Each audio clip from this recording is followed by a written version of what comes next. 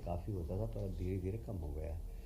इसमें पहले राज्य सरकार प्रति एकड़ लागत मूल्य 3.65 लाख प्रति एकड़ लागत मूल्य मानती थी। अब हमने इसकी लागत मूल्य 5 लाख कर दी, और उस वक्त किसान का अंश होता था 1.56, 1,56,000। अब हमने उसको 5 लाख कर दी और किसान का अंश भी कम किया है। अब किसान का अंश हो जाएगा 1,25,000 जनरल किसान का, और SC/ST के किसान का सिर्फ 50,000। ये भी रेशम केंद्र के रेशम के उत्पादन को बढ़ाने के लिए किसान अपने उत्पादन के साथ साथ एक कुछ नया काम भी कर सके, और इसलिए ये कृषि रेशम समृद्धि योजना जो लागू की है, ये आम किसान भी इससे जुड़े और रेशम के आधार पर अपनी खेती के साथ साथ ये भी एक इस साल खत्म हो जाएगी योजना। जी इस साल खत्म हो जाएगी। क्या भारत सरकार ने 5 साल के लिए लागू की है। हाँ। 50 साल से सोते रहे, लागू नहीं किया इसको। कर दिया ना? अभी किया लास्ट में। हाँ, फिर कर देंगे यार, काय को चिंता कर रहे हैं।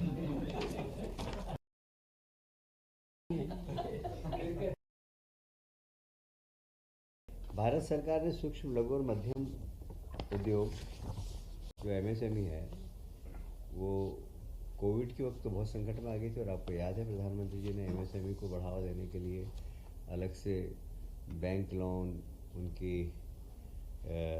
उनके उत्पादन को मार्केट मिले, इसके लिए काफ़ी प्रधानमंत्री जी ने प्रोत्साहन राशि दी थी।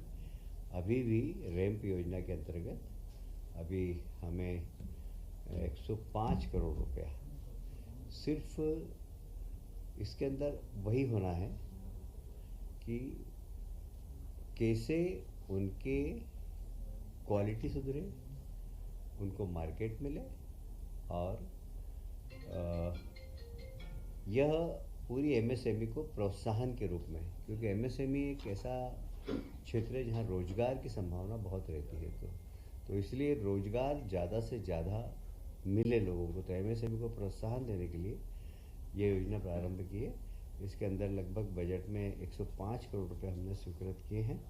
यह MSME के क्षेत्र में एक क्रांति लाएगी, इसलिए कि MSME उद्योग को ट्रेनिंग देना, क्वालिटी सामान कैसे बनाना, अपने देश में मार्केट की स्थिति, एक्सपोर्ट करना हो तो उसकी जानकारी, ये सब हमारा विभाग इसमें करेगा। इसमें 105 करोड़ की स्वीकृति की। 105 करोड़ जो है सर, फाइनल केंद्र सरकार जो भी देगी उसको 30% राज्य सरकार मिलाएगी। हाँ, इसमें ये भी है कि केंद्र सरकार जो राशि हमें दे रही है, उसके अलावा हम 30% हम भी इसमें देंगे। अभी राशि फिक्स नहीं है, मतलब जितना है 105, जो 30% होगा इसको दे देंगे।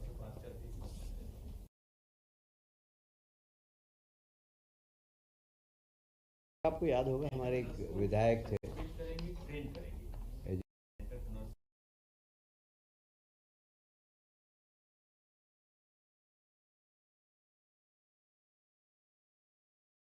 ट्रेनिंग देना, विदेशों में यदि आवश्यकता हो तो कैसे एक्सपोर्ट करना, ये सारा मतलब कुल मिला के प्रमोशन ऑफ MSME है। एक आपको याद होगा हमारे एक विधायक साथी हैं मधु वर्मा जी, इंदौर के, उनको वो सीवियर अटैक आया था, और एक उनके गनमैन थे उनके साथ में उस वक्त, 15वीं वाहिनी के श्री अरुण सिंह भदौरिया।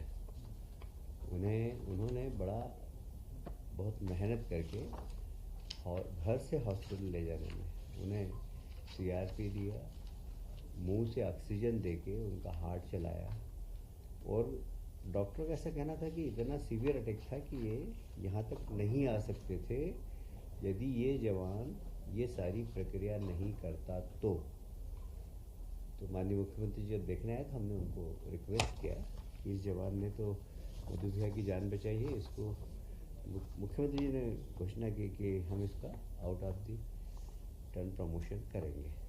विभाग में इस प्रकार के प्रमोशन कभी भी नहीं हुए आज तक। अधिकारियों का ये कहना था कि नहीं ये तो ड्यूटी किया तो क्या होगा, लेकिन नहीं, ऐसे लोगों को प्रोत्साहन देना चाहिए और आउट ऑफ टर्न इनको हम प्रमोशन दे रहे हैं। आगे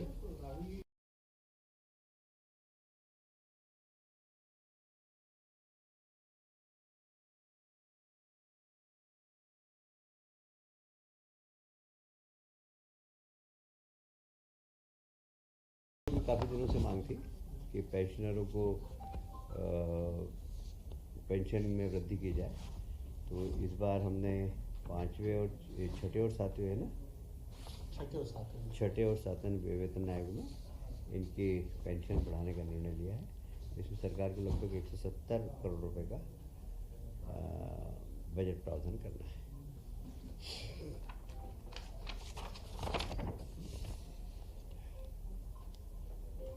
देखिए, बहुत महत्वपूर्ण आज निर्णय और हुआ है। सरदार पटेल कोचिंग प्रशिक्षण योजना, ये साधारणतः अल्पसंख्यक और SC/ST और पिछड़े वर्ग के हमारे नौजवानों के लिए है। इसमें काफ़ी दिनों से एक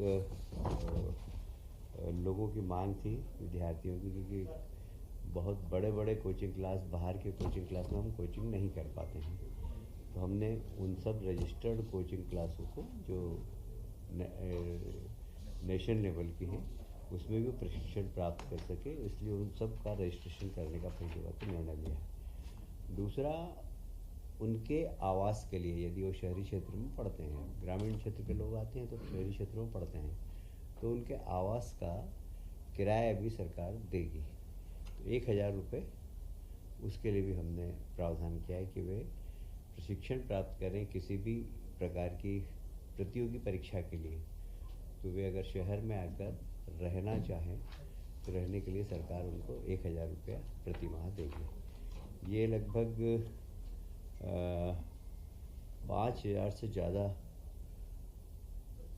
युवा यहाँ पर इसमें अभी तक हमारा अनुमान है कि लेंगे, वो इससे ज़्यादा भी हो सकते हैं। कितने भी युवा भाग लें, हम सब हाँ OBC है ना।